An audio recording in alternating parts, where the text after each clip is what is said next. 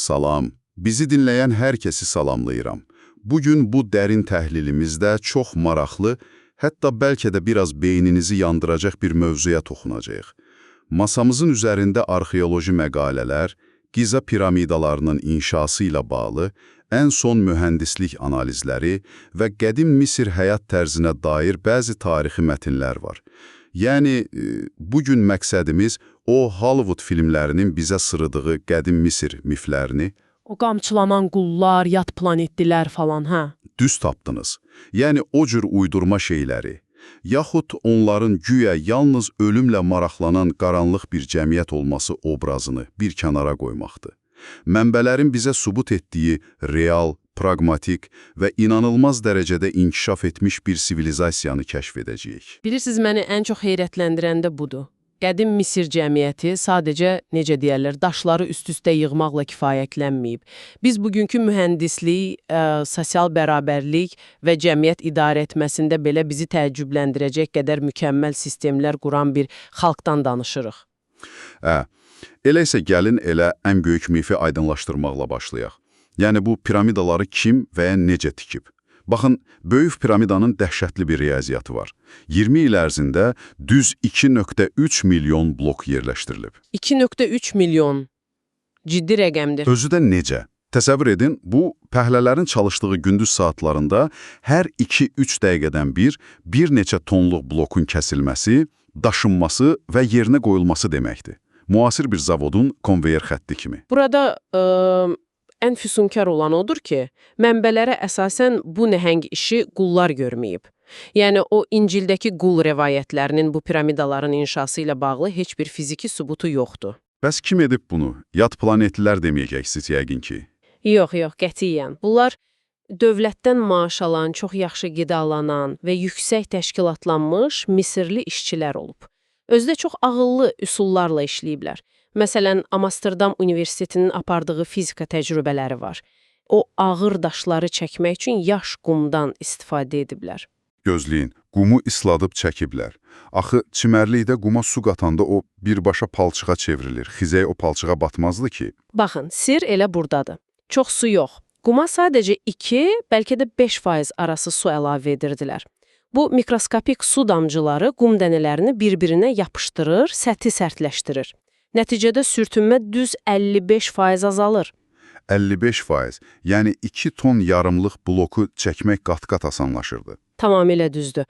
100 nəfərin əvəzinə 50 nəfər kifayət edirdi. Yaxşı, tutaq ki, qumu isladıb yerdə çəkmək asandı. Bəs o boyda daşı güya necə qaldırırdılar? Çünki həmişə sənədli filmlərdə bizə bir dənə nəhəng, düz rampa göstərirlər. Amma riyazi baxımdan o rampanın özü piramidadan böyük olmalıdır axı. Elədir. Tək bir düz rampa nəzəriyyəsi tamamilə mənasızdır. Mühəndislər bunu daha böyük mənzərə ilə əlaqələndirirlər və hibrid nəzəriyyəni ortaya qoyurlar. Aşağı, yəni geniş səviyyələr üçün xarici qısa rampa istifadə olunub, orta və yuxarı səviyyələr üçün isə piramidanın daxilindən, hə? Bəli, daxili spiral rampa inşa ediblər. Ən maraqlısı isə böyük qaleriyadır. Orada 11 tonluq qranit bloklardan ibarət bir əks ağırlıq mexanizmi, yəni sadə bir funikulyor sistemi qurublar. Daxildəki daş aşağı endikcə, xaricdəki ağır bloku yuxarı çəkirdi. Bir dəqiqə, mühəndislik mövzəsi demişkən, 2024-cü ildə yayımlanan o yeni PLOS ONE araşdırmasından danışaq. Kosser pilləli piramidasında hidravlik asansör nəzəriyyəsi ortaya atılıb. Yəni, adamlar su ilə daş qaldırıblar. Aha, o tədqiqat doğrudan da çox səs-küy yaratdı. Yəni, Cisr el-Moder adlı qədim bir bənd tapıblar. Oradan təmizlənmiş suyu 28 metrlik şaxtaya doldurub, suyun qaldırma qüvvəsi ilə ona həng blokları lift kimi yuxarı qaldırıblar. Bu, sadəcə memarlıq deyil. Bu, açıq-aşkar bir su mühəndisliyi möcüzəsidir. Özdə suyu təmizləmək mütləq idi, çünki Nilin suyu lillidir. Birbaşa vursaydılar şaxta tıxanardı. Düzdür. Yaxşı, əgər bu insanlar belə zəka sahibi idilərsə, bu mühəndislik dahilərinin gündəlik həyatı necə idi? Çünki bizə həmişə onları yalnız ölümlə, məzarlarla maraqlanan insanlar kimi təqdim edirlər. Bütün bunlar nə deməkdir əslində? Birsiz onlar əslində həyatı çox sevirdilər. Axirəti də bu gözəl həyatın sonsuz, xəstəliksiz davamı kimi görürdülər. Aha, yəni ölüm son deyildi. Qətiyyən. Buna görə də mumyalama, o pernefer deyilən qurutma prosesi sadəcə qorxulu bir ayin deyil, çox praktiki bir tibbi proses idi. 40 gün ərzində cəsədi natron duzu ilə qurudurdular. Və bu 40 günlük təmiz anatomiya dərsi Mısır tibbini inanılmaz dərəcədə inkişaf etdirmişdi, elə deyil? Tam olaraq belədir. İnsan anatomiyasını o qədər dəqiqliklə öyrənmişdilər ki, sümük qırıqlarını düzəldir, mürəkkəb cərrahi əməliyyatları edirdilər. O dövr üçün bunlar inanılmazdı. Hətta mənbələrdə çox əyləncəli bir detal da var. Yunanistandan Afinalı Agnedika adlı bir qadın tibb oxumaq üçün durub Misrə gəlmişdi. Çünki Yunanistanda qadınlara icazə yox idi. Misir isə elm mərkəzi idi. Həm də cəmiyyət olaraq çox fərqli idilər. Cəmiyyət demişkən, iqtisadiyyatlarına toxunmadan keçə bilmərəm. Pul yox idi onlarda. Pulun əvəzinə pivə var idi. Hə, o pivə iqtisadiyyatı məsələsi. Düşünün, bir cüt sandal, məsələn bir devyen, yəni 90 qram mis və ya bir qap buğda dəyərində idi.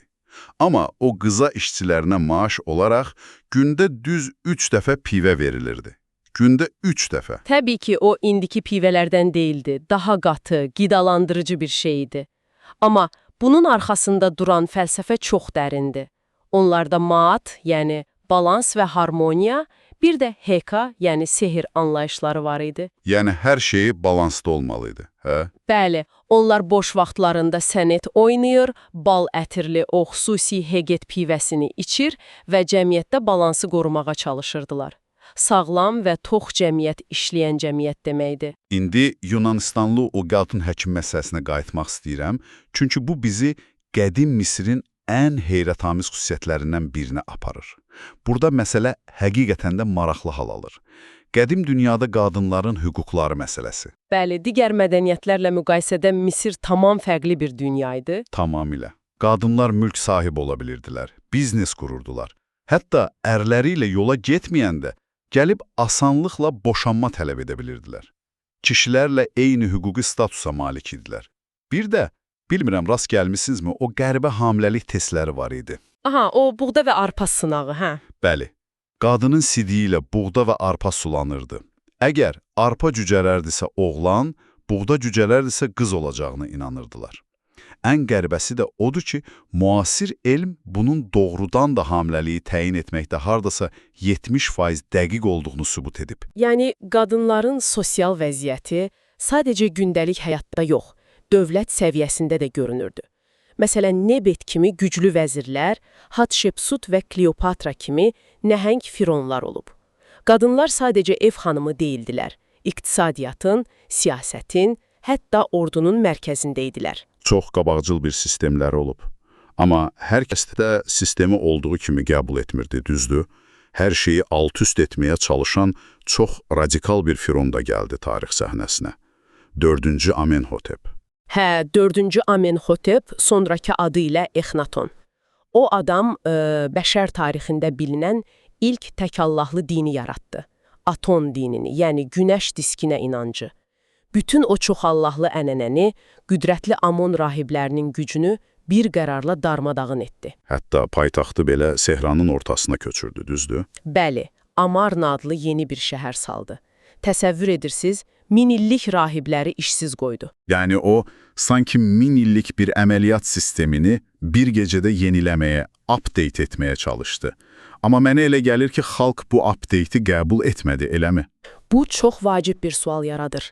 Siz 1000 illik inancları, insanların kök salmış qorxularını güclə silə bilərsinizmi? Təbii ki, xeyr. Exnaton ölən kimi sistem darmadağın oldu. Kartdan ev kimi çöktü yəqin. Elədi ki var. Amon rahibləri dərhal geri qayıtdı və onun öz oğlu adı Tutanxaton olan gənc firon adını dəyişib Tutanxamun etməyə məcbur oldu. Yəni Aton getdi, yerinə yenə Amon gəldi. Yeri gəlmişkən, tarixi mənbələrdə Zigmund Freudin Musa peyğəmbərlə bu Exnatonun inqilabı arasında bir əlaqə qurmağa çalışdığı nəzəriyyələr də var, bilirsiniz. Bəli, Freudun o məşhur Musa və tək tanrılıq adlı işi var.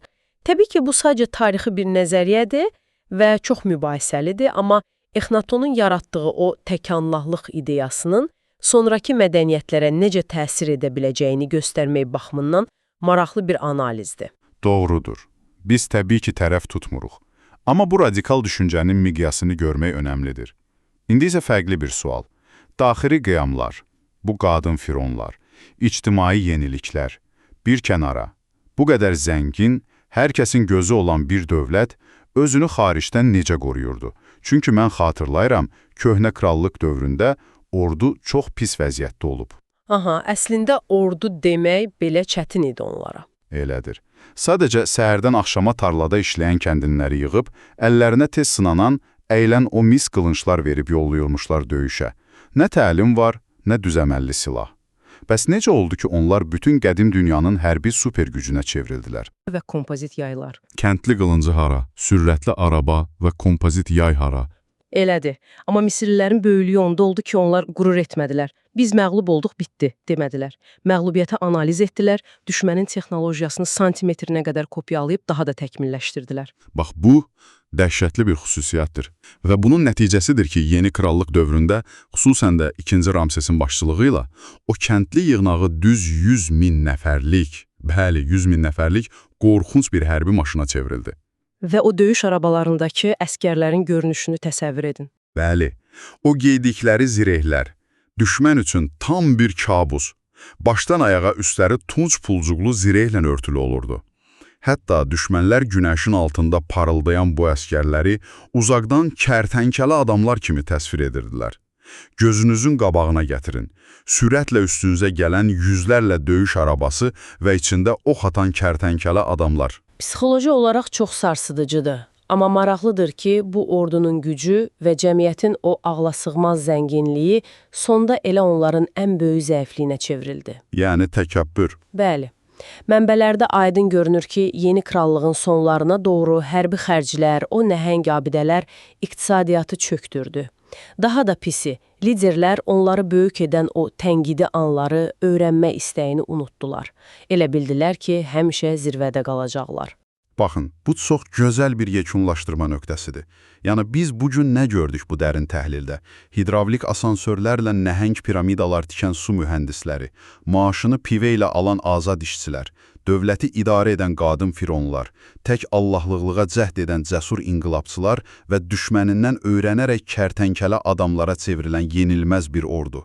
Bu, o məktəb dərsliklərindəki quru və darıxdırıcı Misir deyil. Tamamilə fərqli. Nəbzi vuran, dinamik bir sivilizasiyadır və onların yıxılma səbəbi də elə öz təkəbbürləri oldu. Məhz buna görə də mən sizə, yəni bizi dinləyənlərə bir sual verərək bugünkü müzakirəmizi yekunlaşdırmaq istəyirəm. Qədim Misirlilər Hiksoslardan, yəni düşmənlərindən öyrəndikləri vaxt o böyük zirvəyə qalxdılar. Lakin elə ki, hər şeyi bildiklərini düşündülər, o an çöküşləri başladı. İndi bugün bizim müasir texnoloji cəhətdən inanılmaz sürətlə inkişaf edən dünyamıza baxın. Süni intellekt, qlobal mühəndislik layihələri, sonsuz məlumat bolluğu. Sizcə, biz də bugün hər şeyi həll etdiyimizi, hər şeyi bildiyimizi düşünməklə qədim fironların etdiyi o böyük təkəbbür xətasına yol veririk? Yoxsa hələ də, necə deyərlər, düşməndən, zəifliklərimizdən və bilmədiklərimizdən öyrənəcək qədər təvazökarıq? Öz dərinliklərinizə dalın və bunun üzərində düşünün. Növbəti görüşədək. Hələlik, sağ olun.